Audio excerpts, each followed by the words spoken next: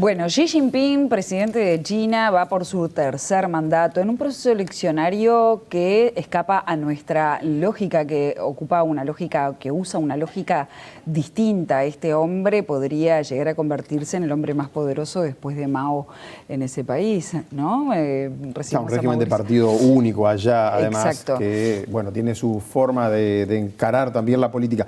Es cierto, el hombre fuerte y casi sin resistencias, entonces, ¿no? Exacto, pero antes que nada y antes que Xi Jinping, queremos desearle feliz cumpleaños a Mauricio Rabuffetti. Muchas gracias. ¿Cómo anda? Empezamos por lo importante. Empezamos por lo más importante, un año más. Bueno, bienvenido, Gracias. Mauricio. Bueno, sería el hombre más poderoso, entonces está diciendo eso. ¿Y qué supone esta situación para él, para China y también para el resto del mundo? Y para él supongo que está contentísimo porque hizo todo para que ocurriera esto que termina pasando, que es un hito en la historia de este país, por lo menos en este país que conocemos desde 1949, ¿no? Desde fines de los años 50.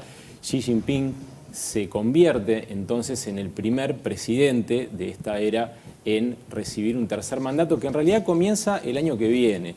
Lo que él obtuvo fue la aprobación de ese partido único, del Partido Comunista Chino, para seguir al mando del país luego de que en 2018 se eliminara la restricción de 2 mandatos consecutivos. Eso también le permitió desde ese momento empezar a pensar que efectivamente Xi Jinping iba a eternizarse en el poder.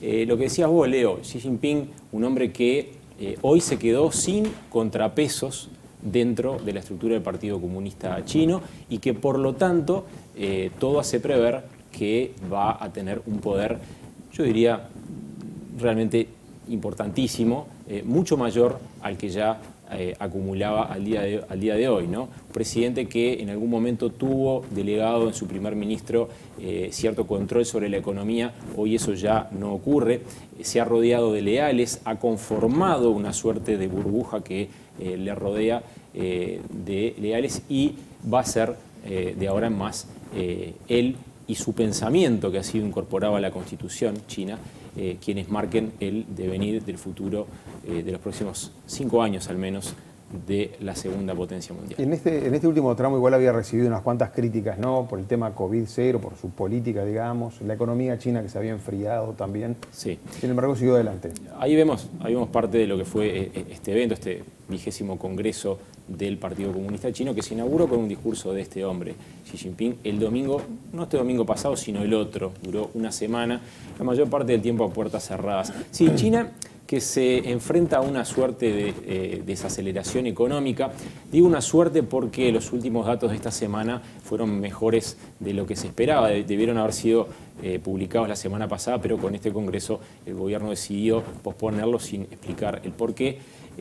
Termina teniendo unos datos un poco mejores de lo que se esperaba. El Fondo Monetario Internacional, que da cifras, si se quiere, más neutrales, plantea que China va a crecer en el entorno de 3,2% este año, que es un crecimiento bastante bajo si consideramos aquel viejo dicho o tradicional dicho de crecimiento chino, cuando los países crecen a un ritmo muy acelerado. Vos hablabas del tema del COVID-0, Leo, y sí, China es el único país del mundo que mantiene una política de COVID-0, que quiere decir que en la medida que aparecen casos se confina parte de la población y eso ha generado protestas, ha generado desmanes, ha generado sobre todo una situación de tensión con la población y con el sector empresarial, que también ve, por supuesto, desgastadas sus posibilidades de crecimiento, y eso preocupa al resto del planeta, que tiene en China no solamente a un gran comprador, porque China es socio comercial de muchísimos países, incluido Uruguay,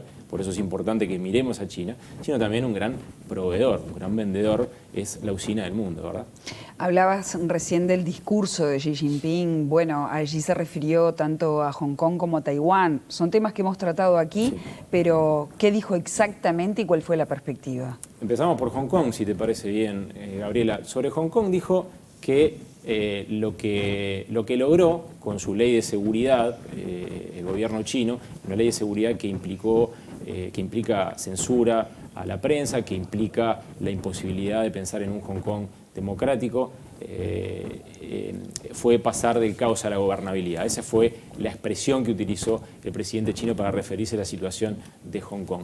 Ahí estamos viendo imágenes de algo que analizamos en profundidad en su momento, que fue la visita de Nancy Pelosi, la líder de la Cámara de Representantes norteamericana, a Taiwán, aquella visita tan polémica. Sobre Taiwán, ¿qué dijo Xi Jinping después de lo que ocurrió este año, después de aquellas maniobras que de alguna manera mostraron el poderío militar chino y dieron alguna pauta de lo que podía llegar a pasar si Taiwán decide, por ejemplo, declarar su independencia, cosa que no está sobre la mesa, pero también lo que podría pasar si China resuelve, si la China continental resuelve que Taiwán debe pasar a formar parte de su territorio por la fuerza. Bueno, precisamente lo que dijo Xi Jinping fue eso.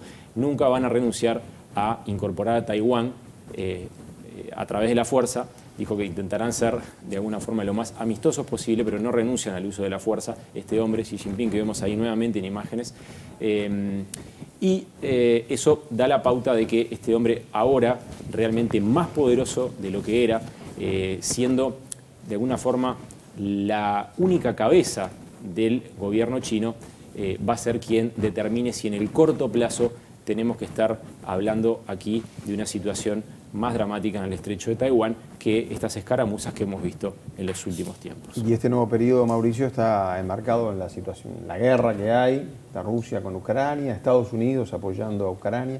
¿Xi Jinping va a colaborar, crees, en la paz o aumenta la tensión todavía? Fíjate qué interesante, ¿no? Fíjate qué interesante, porque tenemos una situación en la que un país que también tiene un gobierno con un individuo todopoderoso como Rusia, que invade otro país y termina entablando esa guerra y este conflicto del que tanto hemos hablado en el noticiero.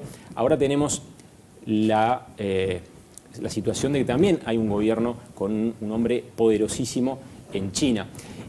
China no tiene, si se quiere, una vocación imperialista, en el sentido de que no va a conquistar por las armas. Se maneja esencialmente a través del poder que le dan la capacidad de inversión de las empresas públicas, que controla, por supuesto, el gobierno, y se maneja, sí, eventualmente con el uso de la fuerza, con territorios que considera que de alguna manera le pertenecen o que de hecho forman parte de su territorio, como el caso de Hong Kong. No es lo mismo que lo que pasa con Rusia, que está de alguna manera reclamando territorios que hace muchos años de alguna forma consideraba que le pertenecían. Lo hemos explicado hablando de Ucrania. ¿Qué es lo que va a pasar con Xi Jinping? Bueno, veremos, porque la gran rivalidad hoy es Estados Unidos, a la cabeza de Occidente, versus China, que no tiene una influencia desde el punto de vista político como puede tener Estados Unidos en Occidente en su entorno geográfico. China, que es un país que por sí solo puede oponerse a su gran rival de esta era, de Estados Unidos. Nosotros hablamos en algún momento de la guerra comercial entre Estados Unidos y China.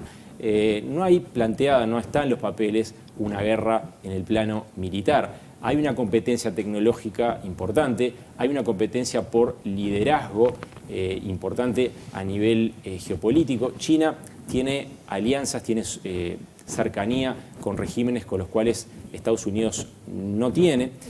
Eso plantea un mundo distinto. Habrá que ver si Xi Jinping es un hombre que se encamina hacia esa idea de un mundo bipolar, donde hay un polo encabezado por Estados Unidos, otro por China, o si termina de solucionar los problemas internos que tiene para encaminar a China hacia esa modernidad, hacia esa prosperidad común que en definitiva es lo que él le ha propuesto a los chinos. Propuesto es un decir, por supuesto, porque en realidad es un gobierno que decide sin tener el contrapeso de ninguna oposición.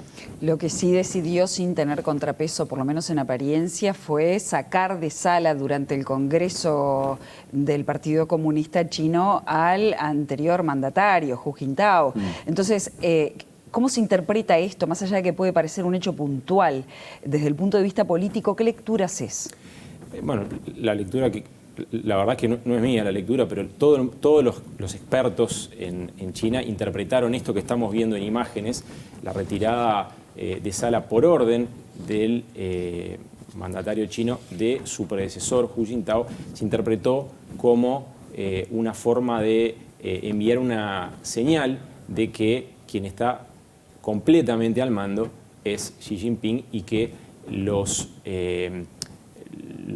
partícipes de esta figura que termina de alguna manera un poco humillada de Hu Jintao quedan por fuera de los procesos de decisión. De hecho, fueron reemplazados en la cúpula que hoy controla China. En definitiva, fue una señal del poder absoluto que tiene este hombre hoy sobre el futuro de China, porque además se dio en el momento en el que ingresaban las cámaras al lugar. Claro. En un congreso que tuvo buena parte de su desarrollo a puertas cerradas, se produjo cuando ingresaban las cámaras. Hu Jintao, que estaba en una situación de salud muy endeble, la versión oficial es que no se sentía bien. Bueno, ahí nosotros en las imágenes se ve claramente que él intenta resistirse a esa situación. En definitiva, termina saliendo frente a las cámaras. Sí, Mauricio, no fue estamos a uno, claro, que estamos, justo entraban las cámaras, ¿no? fue una orden expresa además, ¿no? Sí, se veía ahí. Mauricio, estamos tratando el tema China, ya estamos terminando la columna, pero estamos a horas, si se quiere, de la elección en Brasil el próximo domingo. Una reflexión breve para cerrar. Vamos a hablar el viernes de la elección en Brasil, pero ustedes saben que el fin de semana hubo un episodio bastante dramático en Brasil donde un ex legislador aliado de Bolsonaro recibió a tiros a la policía y eso le está costando en la prensa al presidente Bolsonaro, que tuvo que tomar distancia de un aliado importante. Las encuestas siguen marcando una diferencia a favor de Luis Ignacio Lula da Silva. Yo insisto, las encuestas son las herramientas que nosotros tenemos. Lula ha hecho un esfuerzo de campaña importante en las últimas semanas. Bolsonaro también, las encuestas mostraron que se acortó la distancia. Las últimas a las cuales estamos teniendo acceso vuelven a mostrar, después de este episodio del domingo, una brecha que tiende a ampliarse ligeramente a favor del expresidente. ¿Qué es lo que va a pasar al día de hoy? Falta un debate. Que va a ser el viernes. Es importante en un contexto en donde hay una estrechez tan grande en los estudios de opinión. Falta ver qué pasa con la cantidad enorme de gente que no votó en primera vuelta. Recordemos, casi 32 millones de personas, si no me falla la memoria. Es una cantidad importantísima, más de 20%. Realmente la balanza sigue inclinándose, menos que antes, pero sigue inclinándose para Luis Ignacio Lula da Silva, en particular después de lo que pasó este fin de semana. Veremos el debate. A Bolsonaro le fue bien en el debate anterior, lo dijimos hace algunos días. Le fue bien, habrá que ver si el próximo debate es propositivo o termina siendo más de lo mismo. Ataques y contraataques de uno contra el otro. Sí, el otro día fue de hacha y tiza, ¿no? No anduvieron con muchas vueltas. Mauricio, gracias. Te dejamos ir a celebrar el cumpleaños. Nos vemos el viernes. Feliz cumpleaños.